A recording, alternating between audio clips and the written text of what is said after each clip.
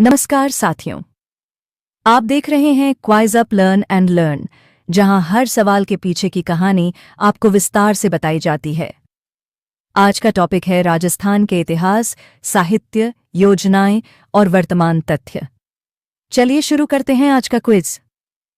आज के सवालों में आप जानेंगे राजस्थान की ऐतिहासिक रचनाएं और उनके लेखक, प्रमुख योजनाओं के लाभार्थी व सहायक संस्थाएं, राज्य योजना बोर्ड के अध्यक्ष कौन होते हैं और डिग्गी निर्माण जैसी योजनाओं के बारे में भी।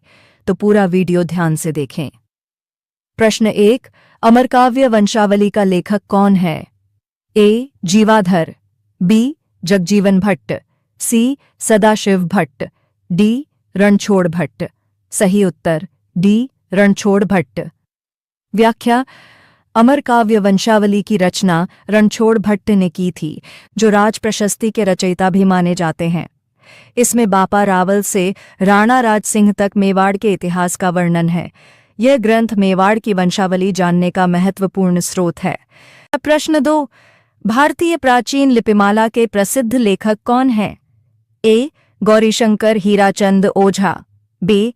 रामकर्ण आसोपा, सी. मुनिजिन विजय, डी. विश्वेश्वर नाथ रेउ। सही उत्तर ए. गौरीशंकर हीराचंद ओझा। व्याख्या: यह पुस्तक भारत की प्राचीन लिपियों और पुरालेखों पर आधारित है। ओझा जी राजस्थान के पहले आधुनिक इतिहासकारों में से एक थे। उन्हें 1914 में राय बहादुर की उपाधि से सम्मानित किया गया।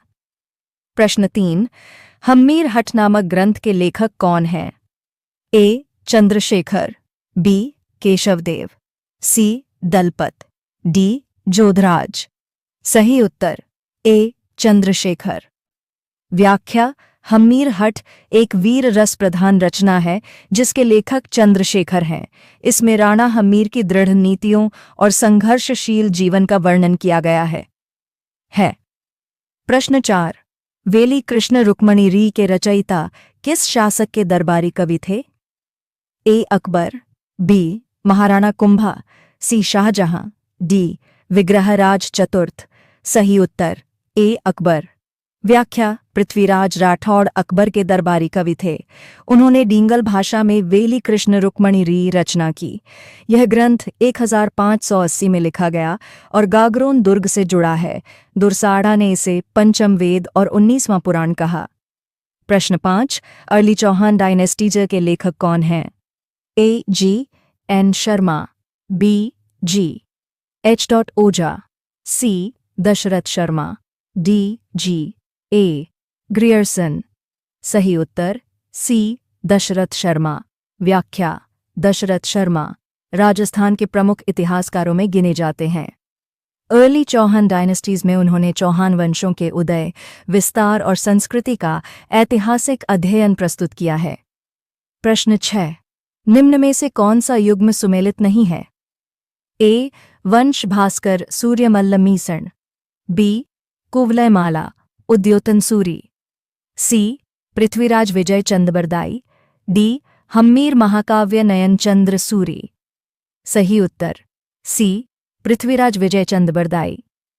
व्याख्या: पृथ्वीराज विजय की रचना जयानक ने की थी, न कि चंद्रबरदाई ने। चंद्रबरदाई की रचना है पृथ्वीराज रासो। यह त्रुटिपूर्ण जोड़ा अक्सर परीक्षाओं में पूछा जाता है। प्रश्न 7, राजस्थान राज्य योजना बोर्ड का अध्यक्ष कौन होता है? ए. मुख्यमंत्री, बी. विधानसभा अध्यक्ष, सी. उच्च न्यायालय के मुख्य न्यायाधीश, डी. राज्यपाल। सही उत्तर ए. मुख्यमंत्री। व्याख्या: राजस्थान राज्य योजना बोर्ड की अध्यक्षता स्वयं मुख्यमंत्री करते हैं। यह एक सलाहकार निकाय होता है जो राज्य के विकास कार्यों की रणनीति बनाता है। प्रश्न 8, पश्चिमी राजस्थान में गरीब उन्मूलन एम्पावर कार्यक्रम किसकी सहायता से संचालित होता है? A. Asian development bank, B. IFAD, C. विश्व बैंक, डी. RBI। सही उत्तर B. IFAD, international fund for agricultural development. व्याख्या: एम्पावर योजना को IFAD के सहयोग से लागू किया गया है। इसका उद्देश्य पश्चिमी राजस्थान के ग्रामीण क्षेत्रों में आजीविका के साधनों को बढ़ाना और गरीबी को कम करना है। प्रश्न 9, डिग्गी निर्माण क्या है? ए. नहर क्षेत्र में अधिशेष जल का संरक्षण। बी. सिंचाई के लिए पाइपलाइन। सी. कृषि की नई पद्धति। डी. हथकरघा तकनीक। सही उत्तर ए. नहर कमान क्षेत्र में अधिशेष जल बहाल करने का अभियान।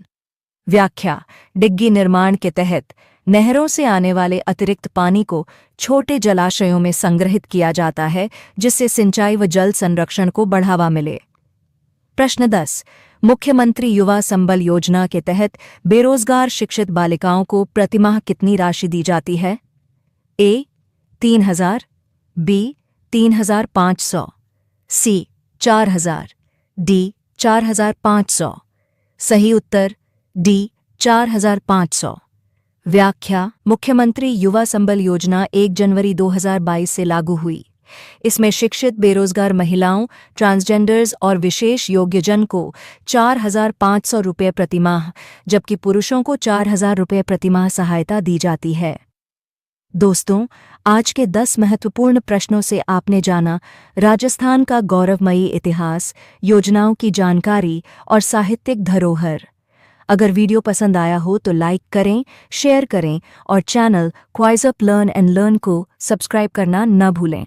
कमेंट में ज़रूर बताएं।